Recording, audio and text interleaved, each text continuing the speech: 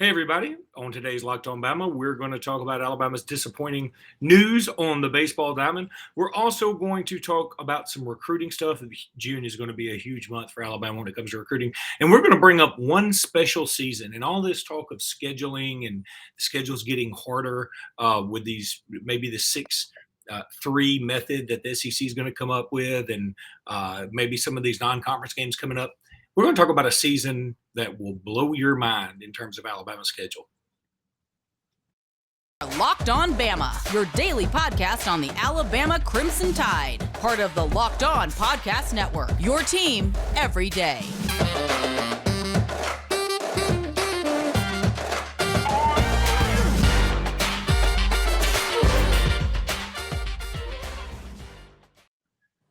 Hey, everybody, and welcome back into Locked On Bama. Luke Robinson, that's me. Jimmy Stein, that's him. Jimmy, how are you today?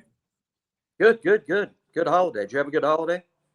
I did. Check out my shirt. It's more 4th of July, but get in, loser, we're going to the moon.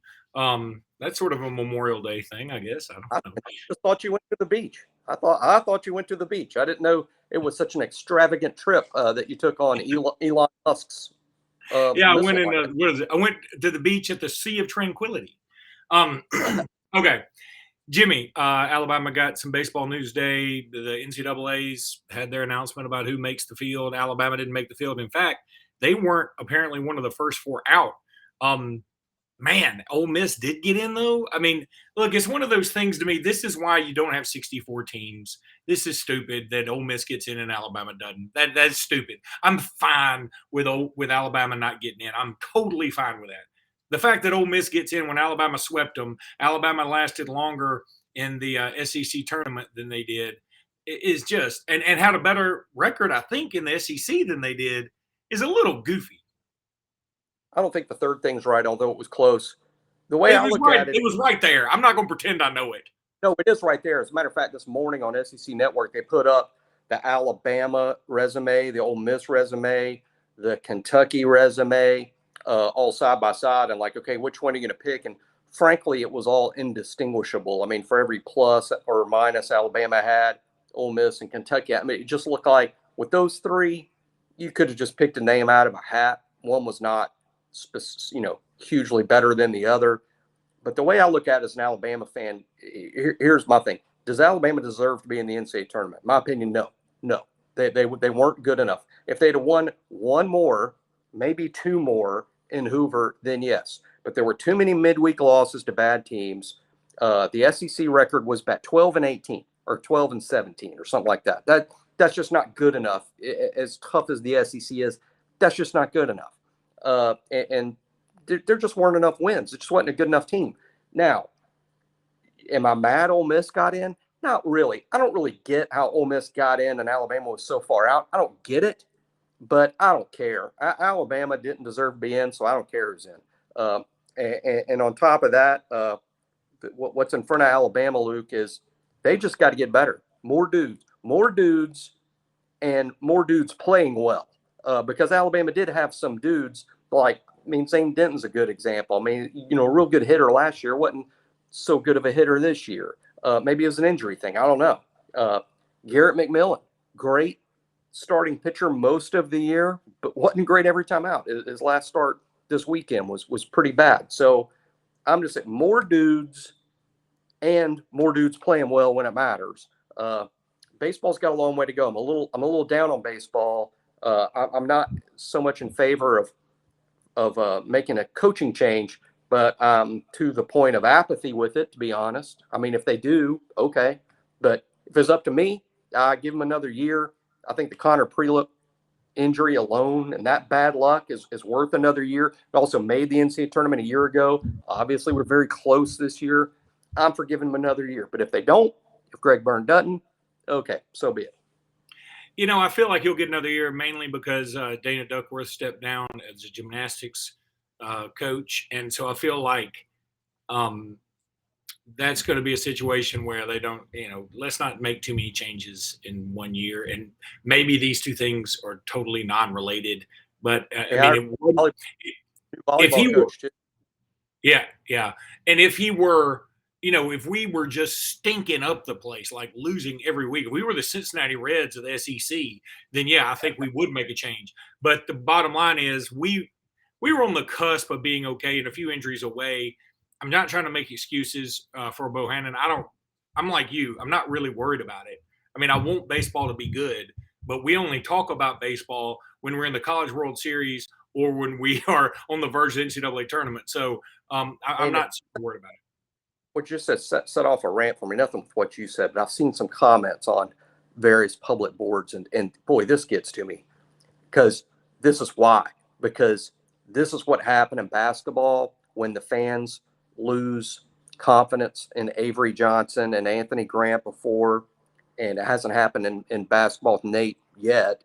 But I've seen this is what our fans go to. Once fans decide that they're done with the coach, and it's they're like, okay, I'm done with this guy, and no change is being made, like no one's fired today. This is what they do. They think that, or they claim that Alabama's not trying, that we don't care. We don't spend any money. We don't invest in the baseball program. They don't care. That's why they don't fire the coach. That is just ludicrous. Alabama spends huge money on every sport compared to everyone else. At the time, I remember specifically when people had decided they didn't care about basketball, didn't invest in basketball, didn't care enough to spend money to win, we actually spent the 16th most in the entire United States on college basketball that year. Baseball's similar. It's not the budget. They hired who they wanted to hire. They picked this guy because he was the top assistant at a top program and had been recruiting the SEC forever. And it was sort of universally lauded as a good hire. It wasn't they were trying to go on the cheap. That's anybody that says that doesn't know how the University of Alabama athletic department and Greg Byrne works. They're trying. It's not easy to do.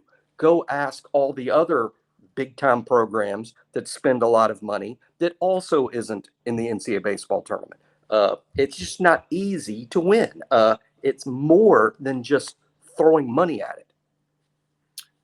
I agree with that.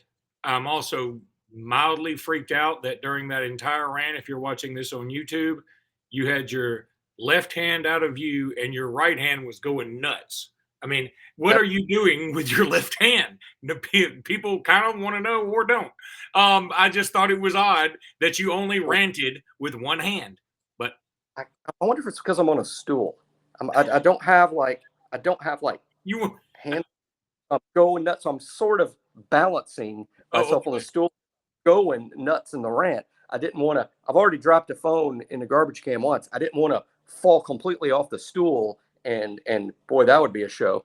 Boy, that's a shame that we weren't doing that show on YouTube when you dropped the phone in the trash can. That would have been amazing. All right, Jimmy, I got to tell everybody about BetOnline. Our partners at BetOnline continue to be the number one source for all your betting needs and sports info. Find all the latest odds, news, and sports developments, including this year's basketball playoffs, Major League Baseball scores, fights, and even next season's NFL and college football futures. BetOnline is your continued source for all your sporting wagering information, from live betting to playoffs to esports and even more than that. Head to the website today or use your mobile device, that thing that you fits in your pocket that Jimmy drops in the trash can, to learn more about the trends in action. BetOnline is where the game starts. I want to thank you guys for making us your first listen. You guys are the best. All the new followers. We also want to tell you to check out Locked On Sports today. This is a great website. First of all, again, thank you for making Locked On Bama your first listen. But for your next listen, you ought to check out Locked On Sports today. The biggest stories of the day, plus instant reactions and big game recaps, and the take of the day. Maybe that's something we should do, Jimmy, but I don't know. We'll see. Okay. We're going to do the recruiting stuff in the next segment because I know you may get on a roll. You have a Cade Phillips rant. We're going to save it for the next pod.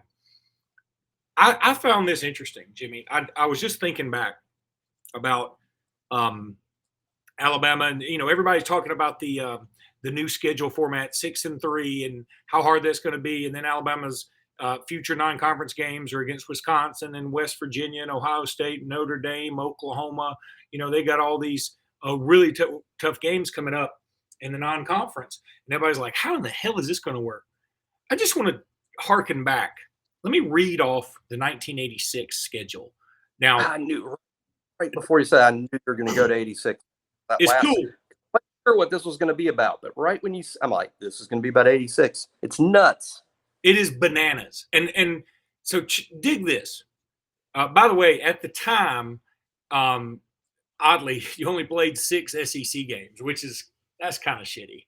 But you only played 11 games overall. But this was Alabama's schedule in 1986. And it was a hell of a team. And as I read this off, I'm going to put up the program picture from the Alabama first game in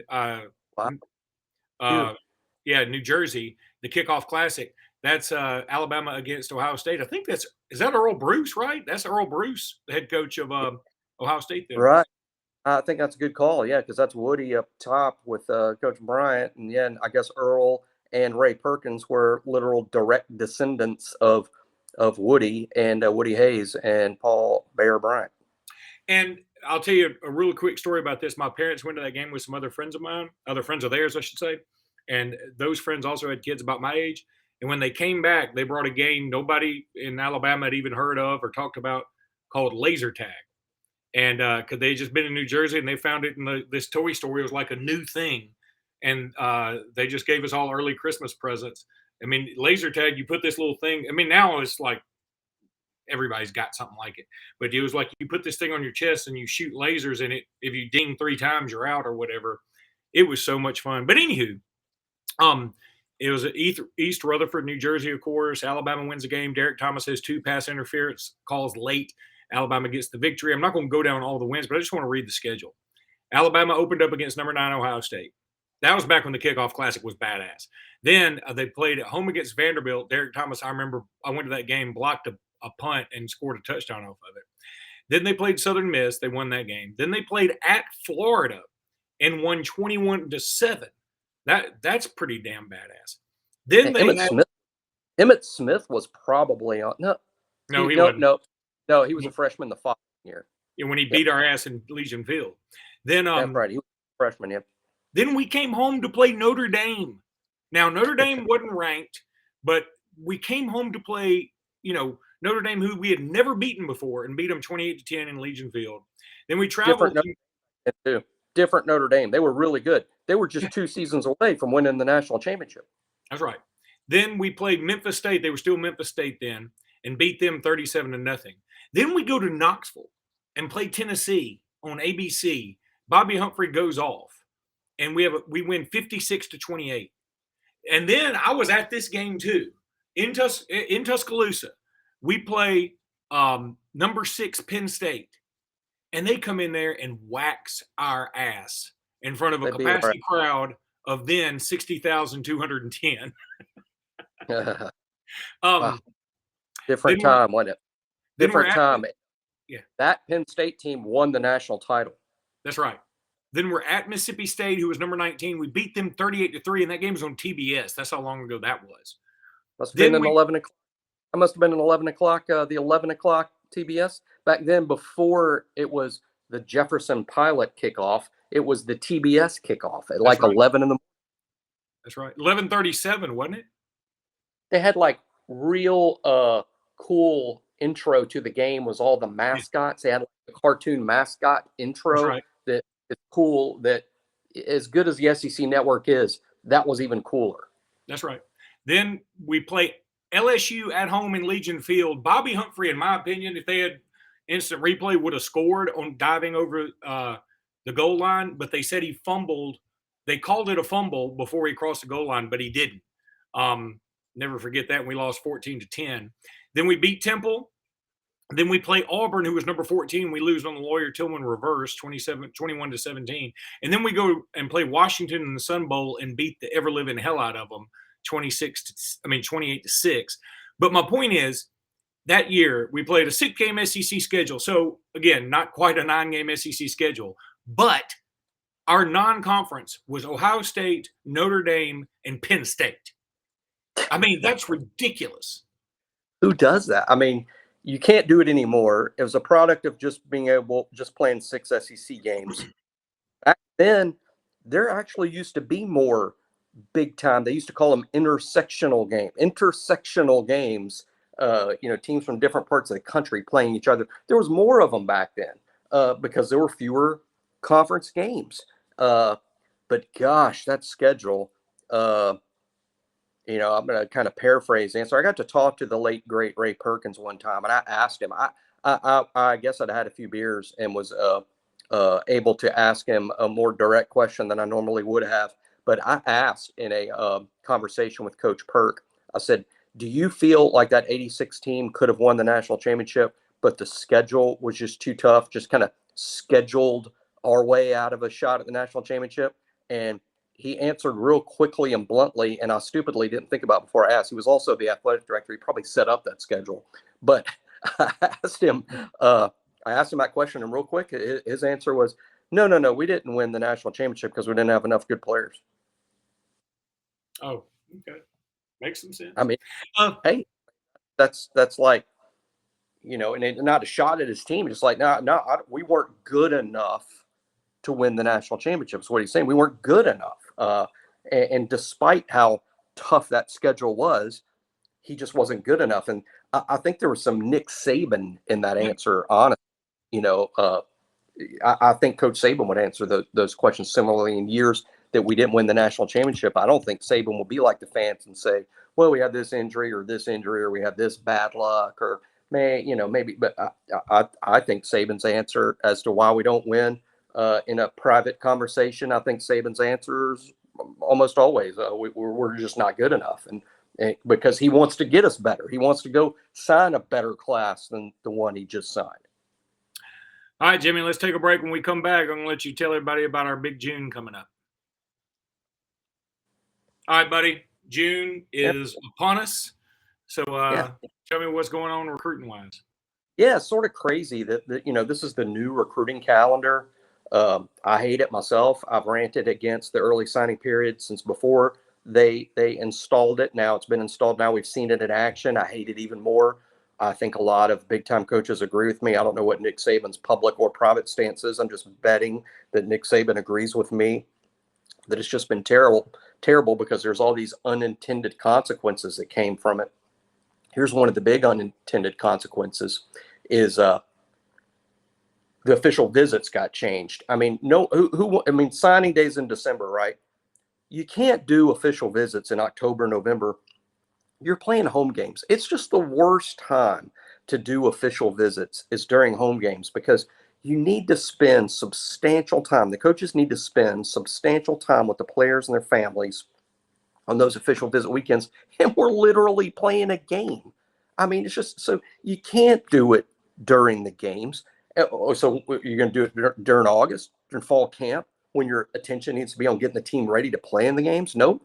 All you're left with is the summer and June and July. So, and this is also when you have camps. So June has turned into, weirdly and really stupidly, June is the biggest recruiting month of the year now. For people like me who love recruiting, I know everybody that listens to the show loves recruiting, or you probably wouldn't be listening to the show. June is now the month. June, this is what happens to the poor people that work for the University of Alabama's football program, because the schedule is really absurd. But Monday morning, there's a camp. So all these kids, most of whom we're not recruiting, most kids are there at camp to legitimately have fun, to become better football players, to enjoy their experience, and for their parents who bring them and get to see Coach Saban or get to watch their kid practice on Alabama's practice fields. The majority of kids that are in camp are there to experience that. Some are there to try to impress the coaches to the point they get a scholarship offer or get bumped up the board. That's true too. That's what we pay attention to as fans of recruiting. But that's a small percentage of the kids that camp over the summer. But Monday, the campers show up, and they're there like Monday, Tuesday, Wednesday, Thursday. And some of them leave Thursday, and some of them leave Friday, and they're there. But as soon as they're out, here comes the official visitors. They arrive on Friday, various times during the day. Then the coaching staff and the whole staff has to entertain them Friday, Saturday, into Sunday morning. By the Sunday afternoon, the kids have all left. They've all gone home. Coaches finally get a few hours off, but it's just a few hours because Monday morning here comes another camp. And man, it's crazy, the work schedule. Thankfully, I think a lot of the coaches have some vacation time in July, and they really need it with the season about to start, but mostly because they're worn out from June. Just a crazy schedule and a product of that stupid early signing day. It was so much better in the past when we had one signing day in February and all the official visits could take place in January when the games were over, school's still in session. It's not the summer, it's not the hot summer months, it's in January. That's when most of the official visits were. Perfect schedule. Now it's all screwed up. Now it's literally 7 months before that. And because it's 7 months before, what does that force you to do? Now your evaluations have to take place 7 months before they used to. So now you're evaluating a bunch of 10th graders instead of a bunch of 11th graders on tape. So there's just 100,000 reasons to hate the early signing period, and this is one of them. But for those that didn't know, June is now the recruiting month. Wow, man, that was a thing you just did. I like that. How long can you hold your breath? That was a rant. I could have figured out 3 or 4 other things to rant about that early period too. But no, I mean, it's interesting because I love recruiting and I'm still going to love it. And I'm still going to have a lot of, for those that subscribe to On3 and those that subscribe here and listen to us every day, June is actually going to be a fun month to listen to the show and read our stuff on On3 because it's just a wall of recruiting information that's going to be happening all month long. All right, buddy, that's going to do it for today's episode. We will be back with more Locked On Bama on the next episode, obviously. Well, I don't think we're changing. So until then, roll tide, everybody. Roll tide.